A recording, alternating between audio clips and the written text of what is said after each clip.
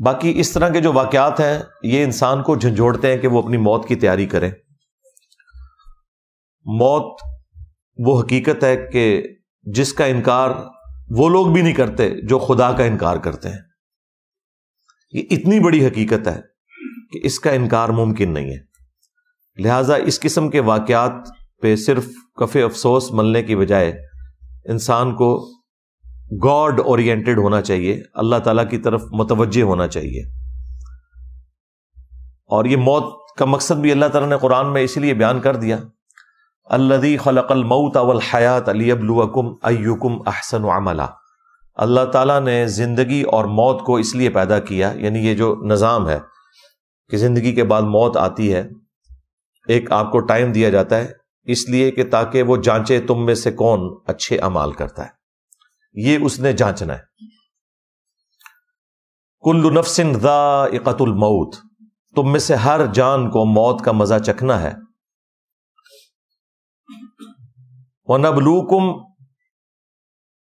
بِالشَّرِّ وَالْخَيْرِ فِتْنَةً، اور ہم شر کے ذریعے اور خیر کے ذریعے تمہیں آزماتے ہیں. وَإِلَيْنَا تُرْجَعُونَ، اور تمہیں لوٹ کر بھی ہمارے پاس آنا ہے. تو موت کے ساتھ اللہ تعالیٰ نے کہا کہ دنیا میں جو ہم یہ شر اور خیر کا سسٹم ہم نے جاری کیا ہے، اس کے ذریعے تمہاری آزمائش ہوتی ہے، الٹیمیٹلی تم ہمارے تک پہنچ جاؤ گے. پھر سورہ السجدہ میں اللہ تعالیٰ نے فرمایا کہ ہم دنیا کی زندگی میں بھی تمہیں تھوڑا بہت عذاب یعنی تکلیف دیں گے تاکہ تم ہماری طرف پلٹ آؤ. ڈائریکٹ تکلیف بھی آ سکتی ہے، انڈائریکٹ صدمے کی شکل میں بھی، اور اس کا مقصد یہ ہے کہ آپ نے خدا کی طرف پلٹنا ہے. یہ سارے اللہ تعالیٰ کی طرف سے الارم بجتے ہیں.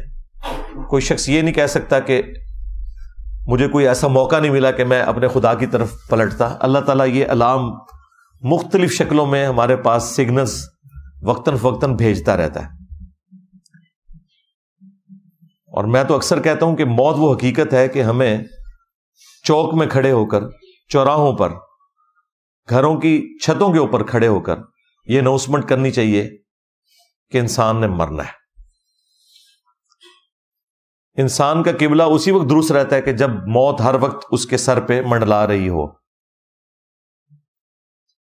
باقی قرآن کا پورا مقدمہ اسی بات کے اوپر قائم ہے کہ انسان نے مر کے اللہ کے حضور پیش ہونا ہے، اس کی تیاری کر لو. پورے قرآن کا خلاصہ یہی ہے. اسی کے لیے اللہ تعالیٰ نے کتابیں بھیجی اور ساتھ پیغمبروں کو بھیجا تاکہ اپنا تعارف کروایا جائے، اور پھر ہمیشہ کی آنے والی زندگی، خواہ وہ جنت میں ہے یا نعوذ باللہ جہنم میں، اس کے بارے میں بتا دیا جائے کہ بھائی تیاری کر لو موت کے آنے سے پہلے. تو یہ موت کی تلوار ہر وقت اگر انسان کے اوپر لٹکی رہے، وہ تو لٹک رہی ہے، اس کا تصور بھی ہو، تو انسان نافرمانی کے کاموں سے بچ جاتا ہے. اللہ تعالیٰ نے سورۃ المومنون میں بھی فرمایا افحسبتم انما خلقناکم عبثا وانکم الینا لا ترجعون، کیا تم نے یہ گمان کیا کہ ہم نے تمہیں ویسے ہی پیدا کر دیا ہے اور تمہیں لوٹ کر ہمارے پاس نہیں آنا؟ یہ تو اللہ تعالیٰ نے معاملہ ایسا رکھا ہے کہ دنیا میں اگر کوئی چیز نہیں بھولی جانی چاہیے تو وہ انسان کی موت ہے، کہ اسے مر کر اپنے رب کے حضور پیش ہونا ہے. پھر سورۃ الحدید میں جس شان کے ساتھ آیات نازل ہوئیں، اسی قسم کے واقعات کے ساتھ ریلیٹڈ ہیں یہ ساری چیزیں. الم یأن للذین آمنوا ان تخشع قلوبہم لذکر اللہ وما نزل من الحق، کیا لوگوں پر ایسا وقت نہیں آیا کہ ان کے دل جھک جائیں اللہ کی یاد کی طرف اور اس الحق قرآن کی طرف جو ان کے رب کی طرف سے نازل ہوا؟ یعنی کتنا جھنجھوڑنے کا انداز ہے کہ کیا ابھی بھی وہ وقت نہیں آیا؟ لوگ تو بہانے کرتے ہیں، بس جی بس یہ میرے بچیوں کے ہاتھ پیلے ہو جائیں پھر تو میں نے مسجد میں بیٹھے رہنا ہے، میرا فلاں مسئلہ حل ہو جائے تو انشاءاللہ میں گاڈ اورینٹڈ ہو جاؤں گا. اور اسی طریقے سے انسان وقت گزارتا رہتا ہے، اسے پتہ بھی نہیں چلتا، موت آ جاتی ہے. اس کا ثبوت یہ کہ آپ کے ساتھ جتنے لوگ مر رہے ہیں آپ ان کے اوپر غور و تفکر کریں تو آپ کو پتہ چلے گا کہ وہ اسی نارمل زندگی سے ہی اچک لیے گئے ہیں. یہ نہیں ہوا کہ پہلے انہیں کوئی ٹیلی فون کال آئی ہے یا کوئی ٹیکسٹ میسج آیا کہ بھائی اتنے دن رہ گئے تیاری کر لو تو وہ پھر بالکل ٹھیک ہو گئے. نہیں، اچانک ہی اٹھائے جاتے ہیں. تو اسی لیے اللہ تعالیٰ نے قرآن میں فرمایا وَلَا تَمُوتُنَّ إِلَّا وَأَنْتُمْ مُسْلِمُونَ، دیکھنا تمہیں موت نہ آئے مگر اس حال میں کہ تم اللہ کے تابع فرمان مرنا.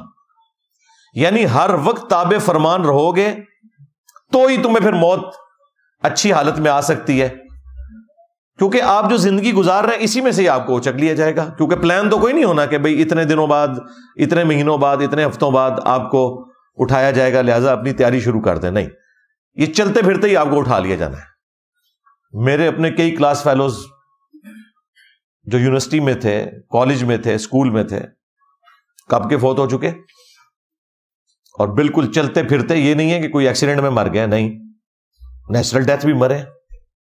تو ہر وقت انسان کو آخرت کی تیاری کے لیے اپنے آپ کو تیار کرنا چاہیے، اور اس طرح کے جو واقعات ہیں ان سے یہی درس عبرت حاصل کرنا چاہیے، بجائے یہ کہ اس طرح کی خبریں دیکھ کے تو آپ صرف دعا تک اکتفا کریں اور کفِ افسوس ملیں. اپنی آخرت کی تیاری کریں کہ کیا حالات و واقعات ہوں گے آگے چل کے. لوگ تو رو رہے ہوتے ہیں مرنے والوں کو اس اعتبار سے کہ یہ مر گئے. اصل تو رونا یہ ہے کہ یہ جس حالت میں مرے ہیں اس حالت نے ڈیفائن کرنا ہے کہ آخرت میں ان کے ساتھ کیا معاملہ ہونا ہے. اگر تو اللہ کے تابع فرمان ہو کر مرے تو چاہے کوئی لاوارث لاش بھی ہو فٹ پاتھ کے کنارے، اسے دفنانے والا بھی کوئی نہ ہو، وہ اللہ کی جنتوں میں پہنچ گیا. اور اگر اللہ تعالیٰ کا نافرمان تھا، آپ اس کا جتنا مرضی بڑا کوئی مقبرہ بھی بنا لیں، خلاف سنت یہ آپ کام کر بھی لیں، اس کی قبر کو آپ جتنا مرضی خوبصورت بنا لیں، اس کی اندر کی زندگی کو آپ چینج نہیں کر سکتے. سیدھی سی بات ہے. بعد میں تو خیر لوگ قرآن خوانیاں کروا رہے ہوتے ہیں اور پتہ نہیں کیا کچھ کروا رہے ہوتے ہیں. اور بھائی جس شخص نے اپنی زندگی میں قرآن کو اتنا سیریس نہیں لیا کہ وہ قرآن کھول کر خود پڑھے کہ میرے رب نے مجھ سے کیا ڈیمانڈ کی ہے، اب اسی شخص کی میت کے اوپر کس منہ سے قرآن پڑھا جا رہا ہے. وہ اپنی زندگی میں تو قرآن کو اتنی اہمیت نہیں دیتا تھا، اب آپ اس کی میت پہ قرآن پڑھ کے دھونس اور زبردستی کے ذریعے اسے بخشوانا چاہتے ہیں. اس طرح تو آپ کچھ بھی نہیں کر سکتے. یہ دنیا میں اس طرح کی چیزیں چلتی ہیں، اللہ کے اوپر تو کسی کی کوئی دھونس نہیں ہے. سیدھی سی بات ہے.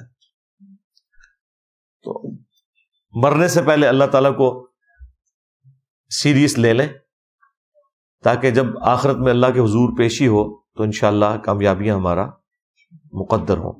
صلو علی محمد وآل محمد، اللہم صلی علی محمد وعلی آل محمد واصحاب محمد وازواج محمد وامت محمد اجمعین الی یوم الدین. آمین.